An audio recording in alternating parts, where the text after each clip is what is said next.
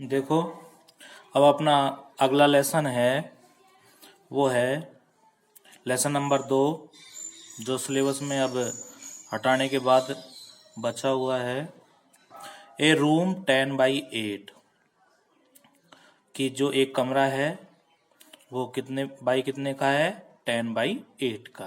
देखो, इस पाठ की जो विषय वस्तु है वो पीढ़ियों के बीच अंतर स्थापित कर रही है, मतलब पीढ़ी अंतराल जो हमारे सामने एक चुनौती भरी उभर के आती है। एक जो पीढ़ी है, जैसे आपसी प्रेम, उचित समझ, देखभाल, भाई परिवार के प्रति, आधुनिक फैशन की परंपराएं, समाज, माता पिता, दादा दादी, नाना नानी, इनके प्रति उचित और अनुचित व्यवहार की मानसिकता इस पाठ की झलक है। मतलब इस पाठ में, इस विषय में व्यंग किए गए हैं, विचार दिए गए हैं लेखक के द्वारा। लेखक का नाम है के.एस. दुग्गल। मतलब इस पाठ में एक कमरा है जो 10x8 का है। यह कहानी वर्तमान सामाजिक परिवेश है उसको एक व्यंग साबित कर रही है। ठीक है, तो देखो, this room might be 10x8 said Mrs Malik, pointing to a square in the draft plan lying on the table before them। ठीक है, तो अपने सामने मेज पर पड़े हुए एक नक्शे का प्रारूप जो वर्गाकार है, स्क्वायर बानी वर्गाकार है, उसकी ओर संकेत करते हुए जो श्रीमती मलिक है वो कह रही है कि यह कमरा 10x8 का हो सकता है। It was the third time, यह तीसरी बार था, that she had made his this suggestion, जब उसने अपना सुझाव दिया। मतलब तीसरी बार वह अपना सुझाव दे रही है। It seemed it did not register on either her husband और the architect engaged to design the house. ऐसा लग रहा है, ऐसा प्रतीत हो रहा है जैसे कि ना तो उसका पति इस पर कोई ध्यान दे रहा है और ना ही जो नक्शेकार है उसने जिसे नियुक्त किया गया है आकृति बनाने के लिए किसकी, घर की, वो कोई ध्यान दे रहा है। मतलब ना तो उसका पति और ना जो नक्शेकार है वो उस घर की आकृति की तरफ ध्यान दे रहे हैं। लेकिन उसने 3 बार इस बात का जिक्र किया है, सुझाव दिया है कि यह कमरा 10x8 का होना चाहिए। The Maliks were going to have a house of their own in Delhi. जो मलिक्स का मतलब पूरा परिवार, मलिक का जो मलिक्स दंपत्ति है वो दिल्ली में ही अपना मकान बनवाने के इच्छुक हैं। They had purchased a plot in the most fashionable colony of the town some time ago. कुछ ही समय पहले उन्होंने एक प्लॉट है वो आधुनिक कॉलोनी में खरीद लिया है। ठीक है, प्लॉट को आप भूखंड भी कह सकते हैं, भूखंड जो कुछ समय पहले ही खरीदा गया है। Now that they were posted back in Delhi. अब चूंकि फिर से उनका जो पोस्टेड स्थानांतरण है या पदस्थापन है वो कहाँ हो गया है, दिल्ली। दे थॉट, वे सोच रहे हैं, they might has well have the house built, कि वे अब लगे हाथ यहीं पर अपना मकान बनवा लेंगे। In her heart of hearts Mrs Malik also decided that. मतलब मन ही मन में हार्ट ऑफ हार्ट्स या दिल ही दिल में जो श्रीमती मलिक है वो यह निर्णय कर चुकी है कि after completion of the house, की भवन निर्माण की जो प्रक्रिया है।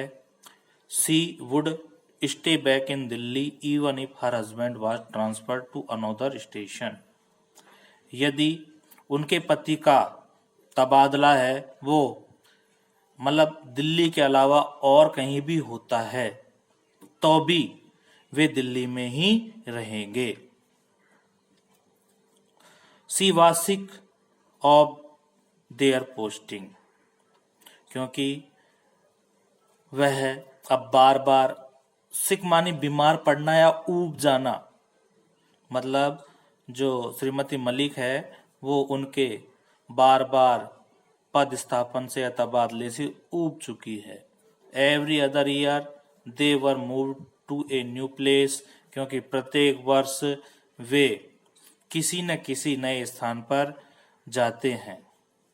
Now that the children one grown up, अब उनके जो बच्चे हैं वो भी बड़े हो गए हैं। It was not desirable to shift them from school to school, जो बार बार उनका स्कूल बदलने का तरीका है वो अब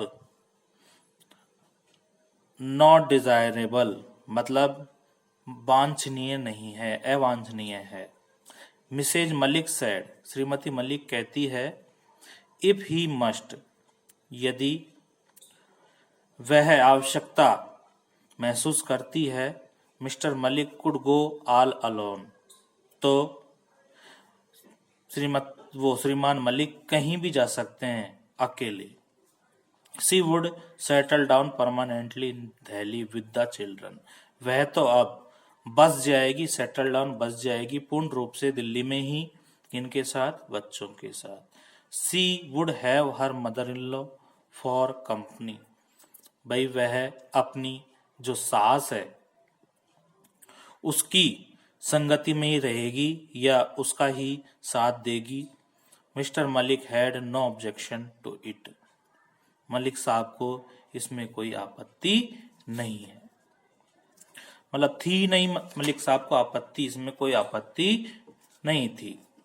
दिस रूम माइट बी 10/8, यह कमरा है जो 10/8 का हो सकता है। मिसेज मलिक रिपीटेड, फिर से श्रीमती मलिक ने दोहराया। Her husband was attending to a telephone call in the adjust room, जब जो उनका पति है, कौन, मिस्टर मलिक, वो अटेंडिंग उपस्थित था टेलीफोन कॉल पर और जो वार्ता में लगा हुआ था। But this is a store, लेकिन यह एक भंडार गृह भी हो सकता है। The architect explain to Mrs Malik, जो नक्शेकार था उसने व्याख्या की, किसके सामने, श्रीमती मलिक के सामने। यस, हाँ। बट आई थॉट, लेकिन मैं सोचती हूँ, it could be my mother in law's room, कि यह मेरी सास का कमरा हो सकता है। एंड आफ्टर हर, और उनके बाद, it might be used as a store room, और उनके बाद हम इसे एक भंडार गृह में बदल देंगे।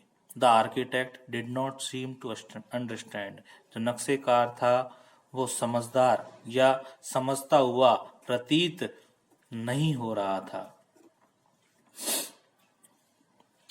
ही लुक्ड पजल्ड, उसने परेशान होकर देखा, बाय मिसेज मलिक्स ऑब्जर्वेशन, और जो श्रीमती मलिक थी उसकी जो महत्वाकांक्षा थी या बातें थी या वार्तालाप थे, उनको सुनकर वह पजल्ड, परेशान दिखाई दे रहा है।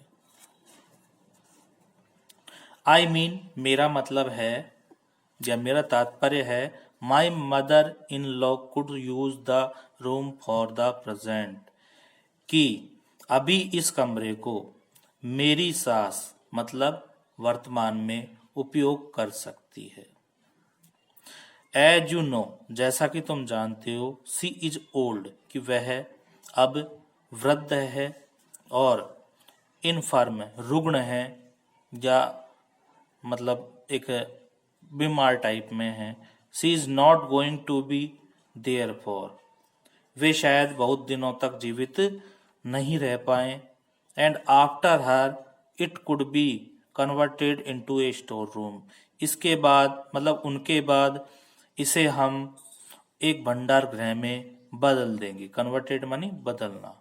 मिसेज मलिक एक्सप्लेन्ड हेल्टिंगली, जो श्रीमती मलिक है उन्होंने रुक रुक कर ये कहा।